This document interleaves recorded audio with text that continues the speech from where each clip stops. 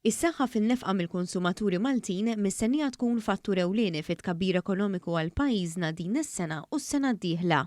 Dan joħroġ minn rapport tal-Organizzazzjoni Globali Economic Intelligence Unit illi notat kif mistennijat is-saħħa tan-nefqa mill-konsumaturi fi żmien li l-inflazzjoni komplet timmodera u niżlet fl-inqas livell minn Ottubru ta' 3 snin ilu. L-esperti tal-Economic Intelligence Unit notaw li f'Mejju iż-żieda fil-prezzijiet tal-ikel u xorb mhux alkoħoliku immoderat imqabbla ma' żmien ta' qabel. L-esperti qed ibassru li l-medja tar-rata tal-inflazzjoni għal din is-sena se tkun ta' 2.4%, ferm inqas minn nofs li kienet is-sena l-oħra meta laħqet il-5.6%. Attwalment ċifri uffiċjali juru li din tinsab fil-livell ta' 2.2%.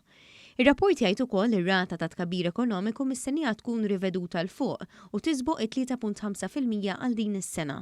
L-Economic Intelligence Unit li ħarġet sensiela ta' rapporti ekonomiċi fuq Malta f'Lulju inuntat ukoll iżieda fil-produzzjoni industrijali għax-xahar ta' April u tbassir rekord fit-turiżmu għal din is-sena.